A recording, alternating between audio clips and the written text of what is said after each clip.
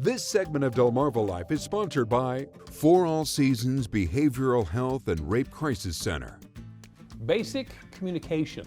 That's an essential part of our daily lives. It's how we connect. It's how we share our thoughts. It's how we understand each other.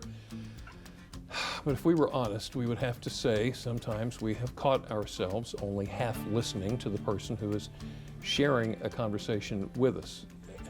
You might be a little distracted mulling over a problem in your life, something that you haven't finished, an uncompleted task. Here's the good news, it's perfectly normal, but becoming a better listener can enhance many aspects of your life. Here to help us learn how is Beth Anne Dorman. She is the CEO for All Seasons Behavioral Health and Rape Crisis Center. Good to see you. Thanks for coming back. Good to see you. Empathetic listening. Yeah. Define for me what empathetic listening is.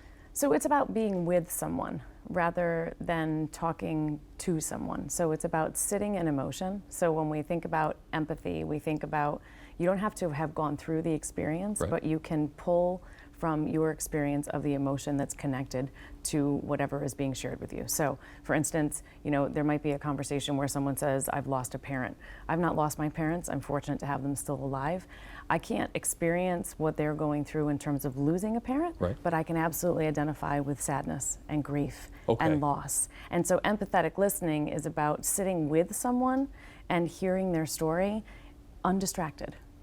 So if we're not already an empathetic listener, how can we become one? So some of it's about perspective taking, and so making sure that as we're having these conversations, we are taking the perspective of that person and allowing it to be what allows us to resonate with what's happened emotionally. It's also about making sure that we're not coming from a place of judgment, that we're not going to be sitting in a space where we're hearing ourselves say, oh yeah, but you should have heard what happened to me, or oh yeah, that right, happened to me once. Yeah. It's really just about listening. And sometimes silence can be uncomfortable, but it's about leaning into that silence and really hearing what the person has to say, and also not trying to solve all the problems. My husband and I have this thing that we do that is really important in our marriage. He's a former CEO, I'm a current CEO, so we like to fix things. Yeah. And he will say to me, am I listening to let you process, or am I listening to help you solve a problem? So you mentioned, oh, you should have heard what happened to me. Let me tell you this. Are there other phrases that we should stay away from trying to be an empathetic? Sure. Things like, well, you should try. Okay. It's not about what I think you should try. It's really about opening up the conversation of, what do you need?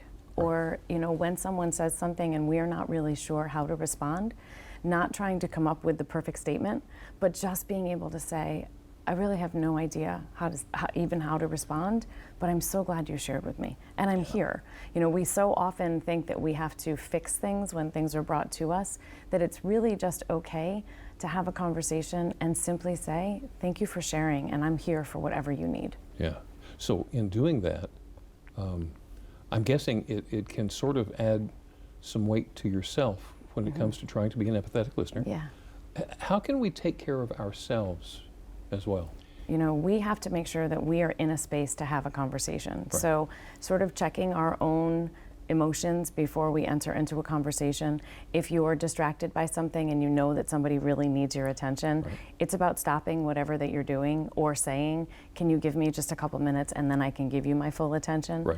And it's also about us being able to, when things are shared with us that are difficult and hard, what are our resources that we can pull from? That was the next thing I was going to ask you about. There are resources available. There are. 988, this is Suicide Prevention Awareness Month, so Sure. partly why we're talking about these listening conversations right now is it's really important to check in with people. 988 is a national resource, so if you yourselves are struggling, you can call 988, but you can also call 988 as someone who is helping someone who's struggling and say, hey, I don't even know how to start this conversation. And they can walk you through it.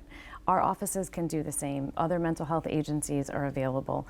There may be something that somebody identifies where someone needs a resource like hospice, or they might be struggling with something where Department of Social Services could step in. Right. So just being aware of the resources within the community and knowing that when we check in on someone, it's okay we don't have all the answers. Right. Just being with that person, helping them to understand that what they're struggling with is big And you don't have to like at least it. Don't say things like, well, at least you don't have. Right. Just sit with them in where they are and know that connection is so important. And when we think about empathetic listening, it's about being with the person. Just being there and listening. Yeah. It seems like a really simple thing, but we get caught up in so much, and so often those of us that are helpers like to fix. Right. And so it's just a really gentle reminder of just take a deep breath and sit back and give someone the space to be able to share what's happening. Beth Anne Dorman, CEO of For All Seasons, thank you so much for talking to us this Thank afternoon. you. Wonderful talk.